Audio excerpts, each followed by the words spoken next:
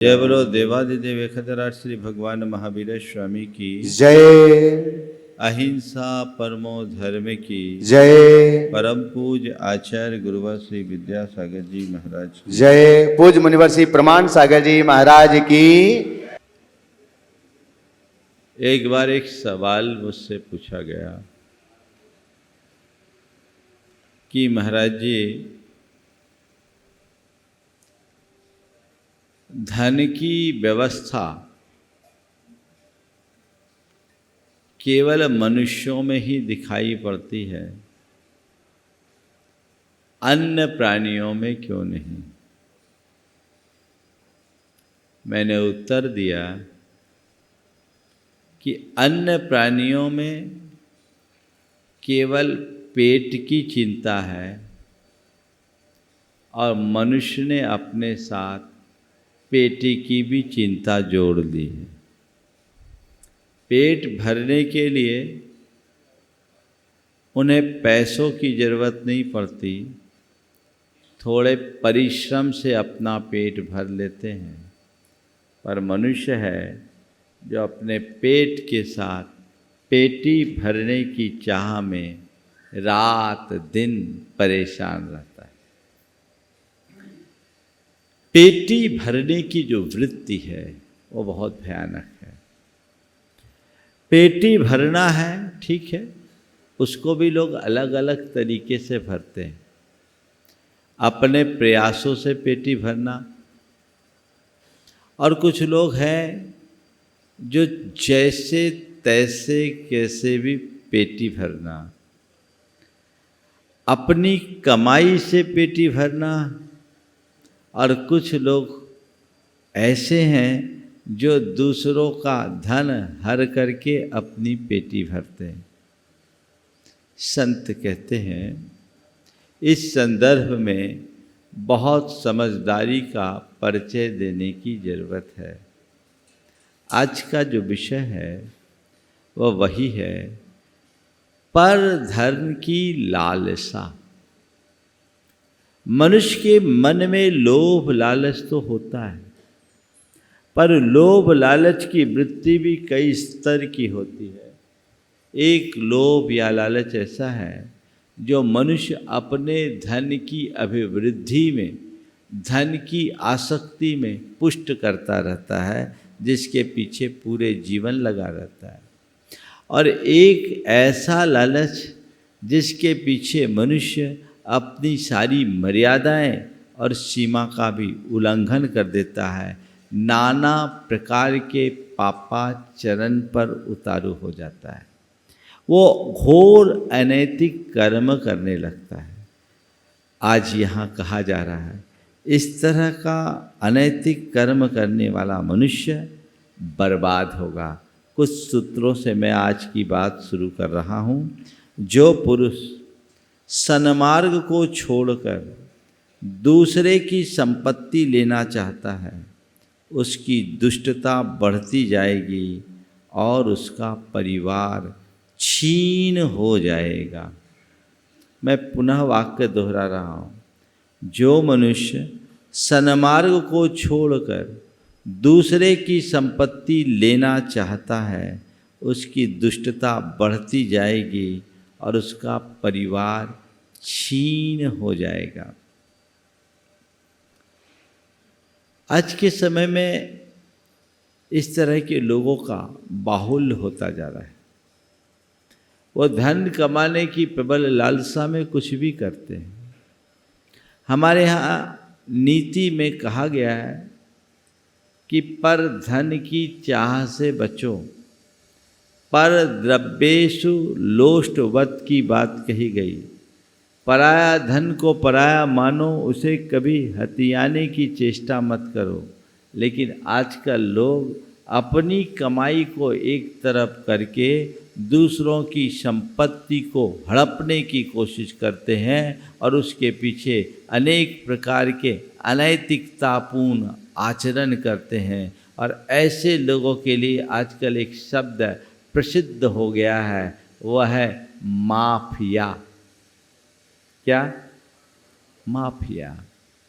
ऐसे लोग कुछ दिन फलते फूलते दिखते हैं, लेकिन अंततः बर्बाद होते हैं।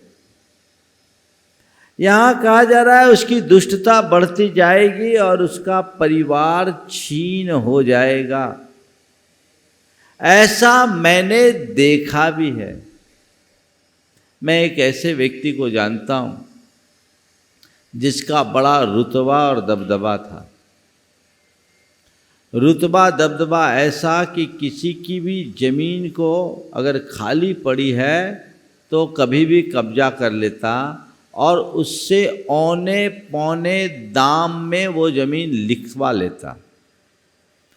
बदमाश किस्म का व्यक्ति था, लोग उससे डरते थे और जिस पर उसकी नज़र पड़ गई बेचारा मुश्किल में पड़ता, लेकिन उनके पास कोई उपाय भी नहीं होता कि इस व्यक्ति से कोई पंगा नहीं ले सकता। ऐसा वो कई दिनों तक किया और करोड़ों की संपत्ति उसने अपनी बना ली। बना क्या ली? लोगों की हत्या ली। आतंकी था, बदमाश था, लोगों के मन में उसका खौफ था। चीज़ें चलती रही, लेकिन एक दिन ऐसा हुआ, कहते ना एक दिन पाप का घड़ा फूटता ही फूटता है। उसके 2 बेटे कार एक्सीडेंट में ऑन स्पॉट चले गए। दोनों साथ से कहीं जा रहे थे, साथ में जा रहे थे। कार पेड़ से टकराई, रात में नींद का झोंका आया और 2 बेटे थे, दोनों बेटे बर्बाद हो गए। जब लोगों ने मुझे ये बात सुनाई तो मुझे कुरल काव्य की इस पंक्ति का स्मरण हो आया, जो पुरुष सन्मार्ग को छोड़कर दूसरे की संपत्ति लेना चाहता है उसकी दुष्टता बढ़ती जाएगी और उसका परिवार छीन हो जाएगा। ऐसा व्यक्ति फैल सकता है पर फल नहीं सकता। आज नहीं कल उसकी स्थिति ऐसी बनेगी, अंत सबका एक दिन होता है। और मैं समझता हूँ आप भी अगर थोड़ा पीछे जाओ, मुड़ के देखो, तो हो सकता है आपके आँखों के सामने भी ऐसे कुछ चेहरे उभर जाए जिस व्यक्ति ने उल्टे सीधे हथकंडे अपनाकर दूसरों की संपत्ति को हथियाया है, उसकी दशा ऐसी हो गई है ना। 4 बातें। धन की चाह रखना, खूब धन की चाह रखना,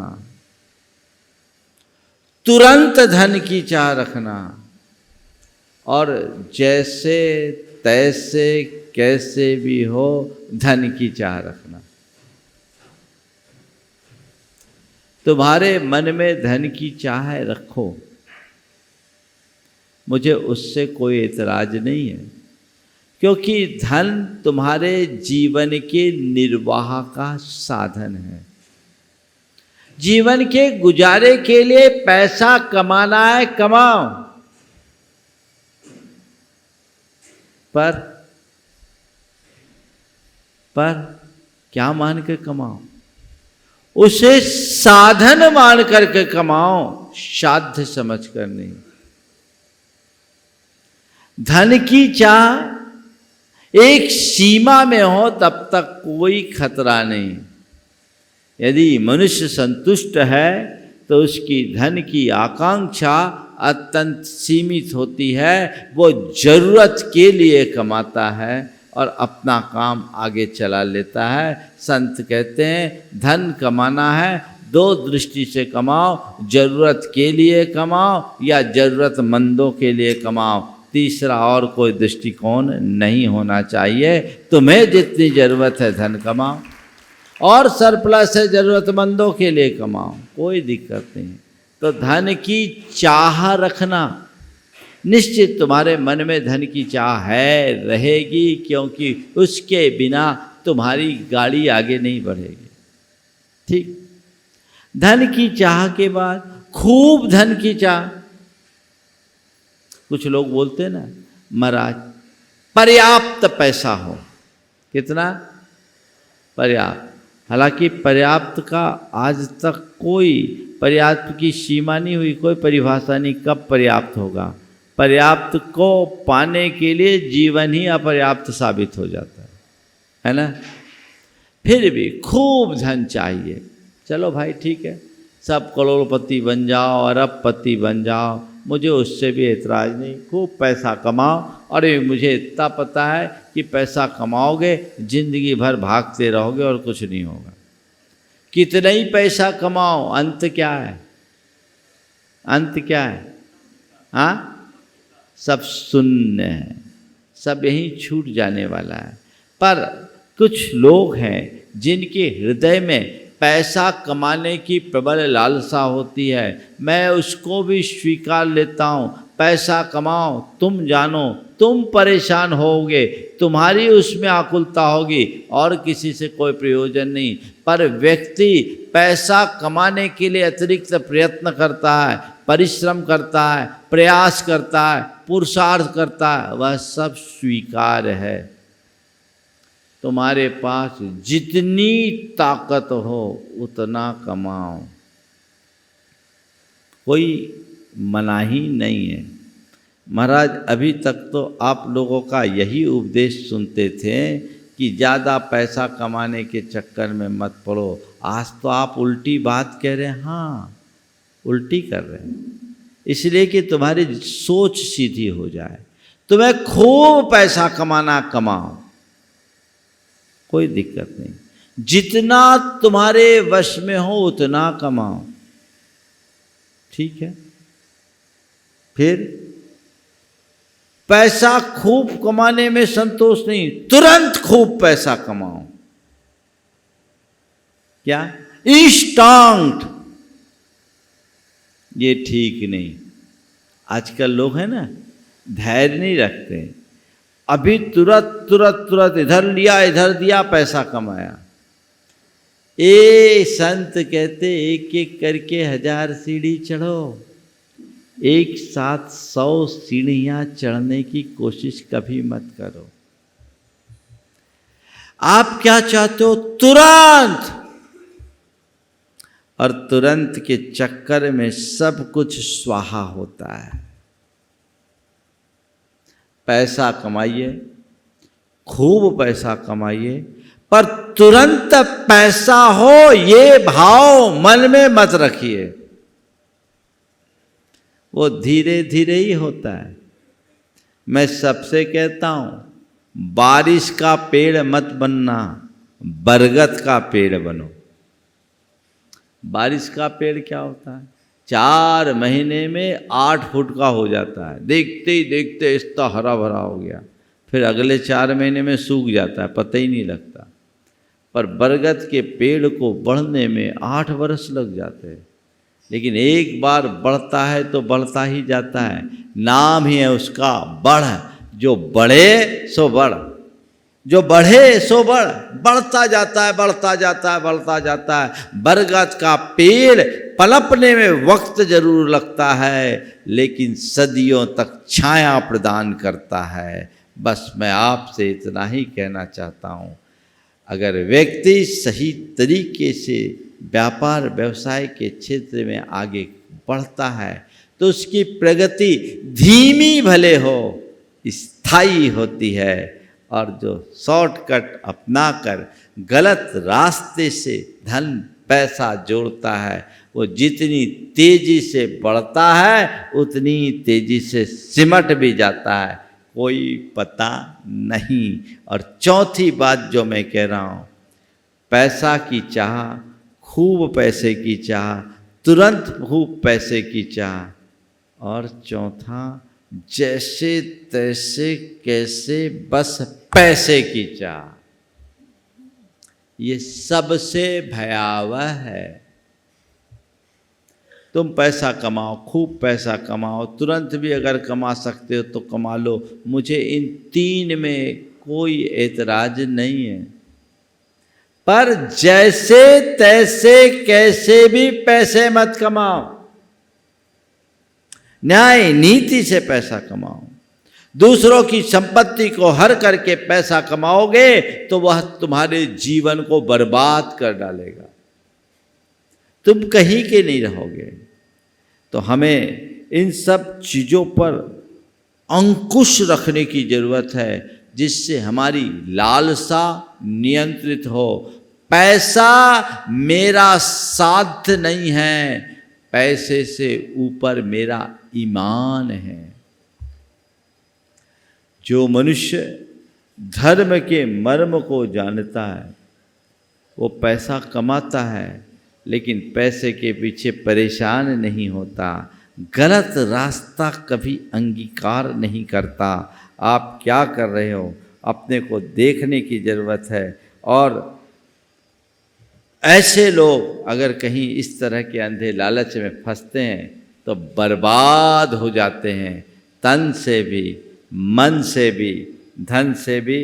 तो कहते हैं लालच द्वारा एकत्रित किए हुए धन की कामना मत करो, क्योंकि भोगने के समय उसका फल तीखा होता है। लालच के द्वारा एकत्रित किए हुए धन की कामना मत करो, क्योंकि भोगने के समय उसका फल तीखा होता है। मैं एक ऐसे व्यक्ति को जानता हूँ जिन्होंने जीवन भर ब्याज बट्टे का काम किया, सूदखोरी करते थे, दमंग व्यक्ति था, बिना लिखा पढ़ी के लोगों को रुपया दे देता और 10-10% तक का ब्याज लेता। उस आदमी की बड़ी साहूकारी थी, उस गांव का पशु बाजार उनके पैसे से भरता था, जिसको जितनी ज़रूरत उतना देता, और दबदबा ऐसा कि ब्याज समेत लोग रकम लौटाते थे। लेकिन आपको क्या बताऊं, अनीति का फल तो बुरा होता ही है। वो आदमी पैरालिसिस के अटैक से अपंग हुआ और 2 वर्ष तक वेदना झेलते हुए मरा। उसके मरते ही उसकी सारी संपत्ति लोगों ने हड़प ली, क्योंकि लिखा पढ़ी तो थी नहीं। जिसके पास जो रकम सब उनकी हो गई। और उनकी धर्मपत्नी 10 साल तक बिस्तर पर पड़ी रही, गठिया बात की शिकायत ऐसी कि हाथ पांव सीधे नहीं होते।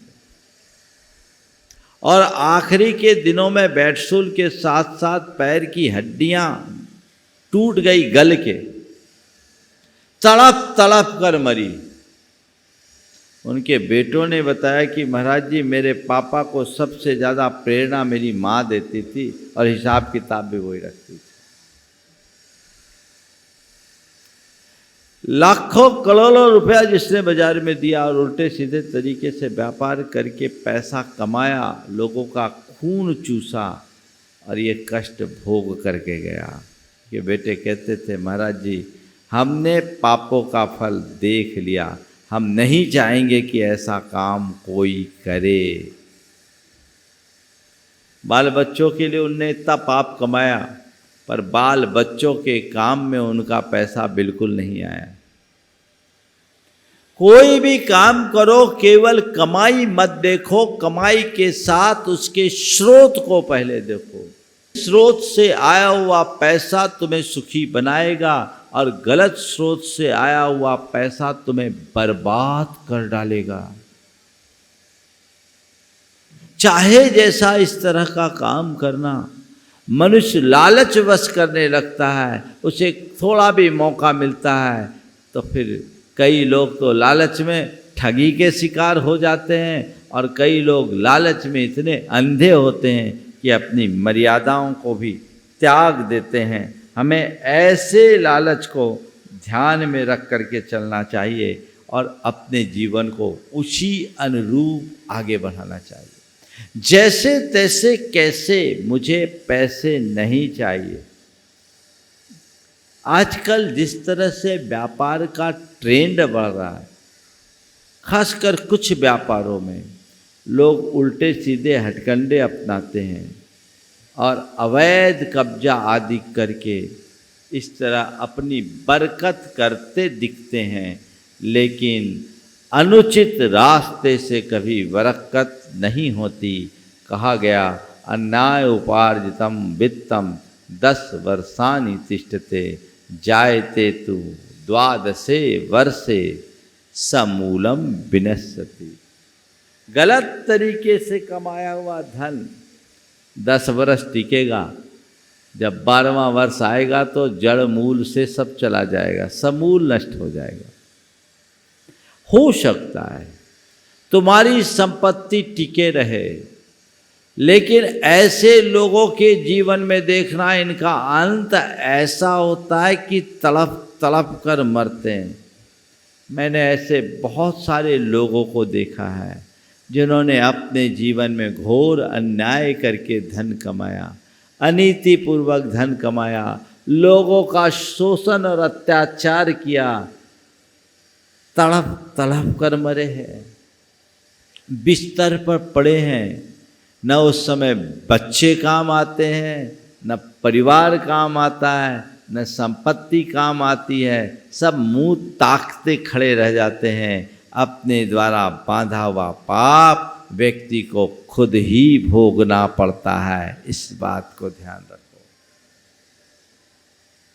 एक बात सदैव ध्यान रखना कि तुम्हारे द्वारा जोड़ा गया पैसा यहीं छूट जाएगा, पर उसके साथ जुड़ने वाला पाप न जाने कितने भवों तक तुम्हारा पीछा करेगा। इसलिए पैसा कमाना है कमाओ, पर अनैतिक रास्ते में पड़ करके कभी मत कमाओ। आज की बात का सार यही है, लोभ मुक्त जीवन नहीं हो कोई बुराई नहीं, पर लोभांध होने से बचने की कोशिश करो। जो लोभ में अंधा होता है उसे कुछ भी समझ में नहीं आता, वो कुछ भी करने को उतारू होता है, और कई बार ऐसा आदमी फंस जाता है तो उसकी हालत खराब होती है। मैं एक ऐसे व्यक्ति को जानता हूँ जो थे तो अरबपति, फैक्ट्री थी। अब क्या हुआ, लालच कैसा होता है, कहीं से कोई माल आया, सस्ता माल आया, वो चोरी का माल था, और चोरी का माल था, इनको लगा कि बहुत कम में मिल रहा है, उनने ले लिया माल। फैक्ट्री के अंदर उनकी धर्मपत्नी, उसकी डायरेक्टर, फैक्ट्री के अंदर माल आया, और ये जो चीज़ें थी वो उस आदमी को फंसाने के लिए किया गया था। इधर माल गाड़ी के अंदर आया, पीछे पीछे पुलिस आ गई, अरेस्ट होने की नौबत आ गई। हालत खराब। मेरे तक बात आई, मैंने पूछा क्या हुआ, ऐसा किया क्यों? जब तुम व्यापार कर रहे हो, इतने पैसे वाले हो, तो इस काम को तुमने खरीदा क्यों? महाराज लालच में फंस गए। हम बोले लालच में फंस गए तो फंदे में भी फंसो। अंधे क्यों हो गए? थोड़े से स्वार्थ के पीछे तुमने, थोड़े से लोभ में अपनी प्रतिष्ठा खो दी। सारे अखबारों के मुख पृष्ठ पर वो चीजें छपी, सारी प्रतिष्ठा एक पल में धूमिल हो गई। मनुष्य के मन में पलने वाली लालसा उसको कहीं का नहीं रहने देती। हो सकता है ऐसा अनुभव आप लोगों का भी होगा। एक गांठ बांध लीजिए कि गलत तरीके से मुझे पैसा नहीं चाहिए, मैं रूखी सूखी रोटी खाकर जीने को तैयार हो जाऊंगा, रहूंगा, लेकिन गलत रास्ते से कमाई हुए घी चुपड़ी रोटी खाना पसंद नहीं करूंगा। ये सोच अपने अंदर विकसित कीजिए। जो धर्मी होते हैं उनके जीवन में ऐसा ही होता है। देखिए क्या बात की, वह बुद्धिमान और समझदार मन किस काम का जो लालच में फंस जाता है और अविचार के कामों के लिए उतारू होता है। क्या समझदारी, सब समझदारी धरी रह जाती है। उस आदमी ने कहा महाराज क्या करे, बुद्धि भ्रष्ट हो गई, बुद्धि भ्रष्ट हो गई। अपनी बुद्धि को जागृत रखिए और इससे बचाए रखने के अपनी बुद्धि को जागृत रखने के लिए पहली बात अपने दिल दिमाग में रोज दोहराइए, मेरे लिए धन साधन है, साध्य नहीं। मेरा पैसा मेरे जीवन के लिए पैसा है, पैसे के लिए जीवन नहीं। पैसा बहुत कुछ हो सकता है, सब कुछ नहीं।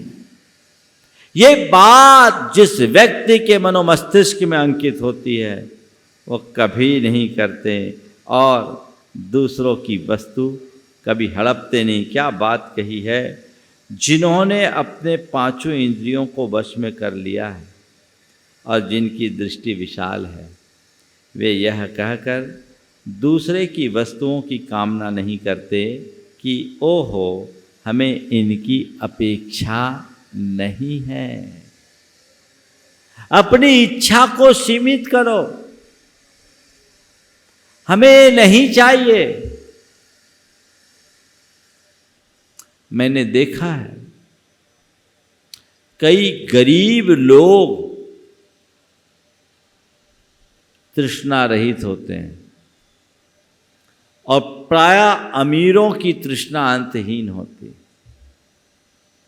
मेरे पास एक सेवक था, माने बिहार चल रहा था, सेवक था। बिहार हुआ, एक जगह हमारा पूरा 24 घंटे का कार्यक्रम था।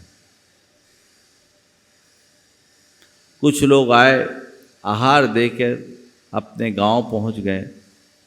3 घंटे बाद उसके पास फोन आया कि मैंने छत पे कपड़े बदले और वहाँ 2 हीरे की चूड़ियाँ भूल गए, अगर आपको मिल जाए तो रख लेना और हमारे पति देव को मत बताना, नहीं तो वो बहुत चिल्लाएंगे।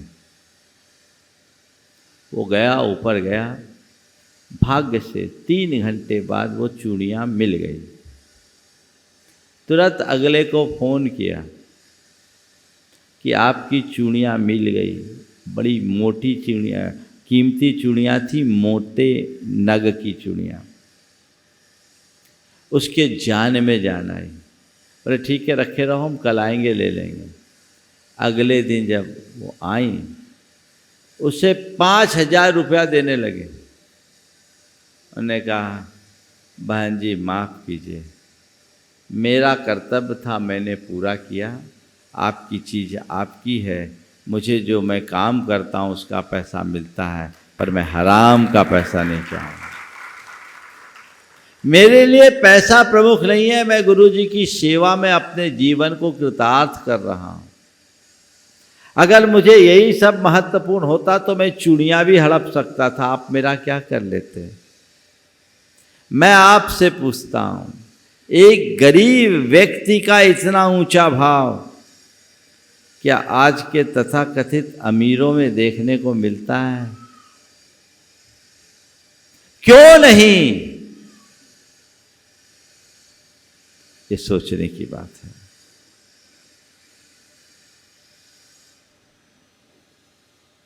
यदि तुम चाहते हो कि हमारी संपत्ति कम ना हो तो तुम अपने पड़ोसी के धन वैभव को ग्रसने की कामना मत करो। दूसरों की संपत्ति को हथियाने से बचो, तभी तुम्हारी उन्नति हो सकेगी। और कहते हैं, जो बुद्धिमान मनुष्य न्याय की बात को समझता है और दूसरों की वस्तुओं को लेना नहीं चाहता, लक्ष्मी उसकी श्रेष्ठता को जानती है और उसे ढूंढती हुई उसके घर जाती। क्या बोल रहा हूँ? जो बुद्धिमान मनुष्य न्याय की बात को समझता है और दूसरों की वस्तुओं को लेना नहीं चाहता, लक्ष्मी उसकी श्रेष्ठता को जानती है और उसे ढूंढती हुई उसके घर जाती है। चाहिए तो अपने जीवन में इस समझदारी को प्रकट करो, न्याय नीति से अपने जीवन को जोड़ो, पैसा कमाओ, पर जैसे तैसे कैसे भी पैसा कमाने की कोशिश मत करो। कभी किसी के अमानत में खयानत मत करो। आजकल तो लोग उल्टा करने लगे। अब बाज़ार से लोग पैसा लेते हैं और भाग जाते हैं। होता है, हर साल हर शहर में 2-4 ऐसे आदमी होते हैं। वे नहीं समझते कि ऐसा करके वो अपने जीवन का कितना बड़ा नुकसान कर रहे हैं। इन्हें अपने आप को बचा करके चलना चाहिए, तभी आप अपने जीवन को दुख से बचा सकेंगे और दुष्कर्मों से बचा सकेंगे। यदि अंदर की लालसा नियंत्रित होगी तभी जीवन व्यवस्थित होगा। अंदर की आखिरी बात मैं कह करके विराम लूँगा। दूरदर्शिताहीन लालच नाश का कारण होता है। दूरदर्शिताहीन लालच नाश का कारण होता है। पर जो यह कहता है कि मुझे किसी वस्तु की आकांक्षा ही नहीं, उस तृष्णा विजयी की महत्ता सर्व विजयी होती है। लालच में मनुष्य अदूरदर्शी और अधीर हो जाता है और इसी अदूरदर्शिता और अधीरता के चपेट में पड़कर वह अपने जीवन को बर्बाद कर देता है। आज के सूत्र में ये बात ध्यान में रखिए, हम धन कमाएं, खूब धन कमाएं, पर तुरंत धन कमाने की चाह मन में न जगाएं और जैसे तैसे कैसे पैसे को ही अपना साध्य न बनाएं। यदि इन सूत्रों को आप आत्मसात करेंगे, सुनिश्चित तौर पर अपने जीवन को अच्छा बना सकेंगे। समय आप सबका हो गया। यहीं पर विराम। बोलिए परम पूज्य आचार्य गुरुवर श्री विद्यासागर।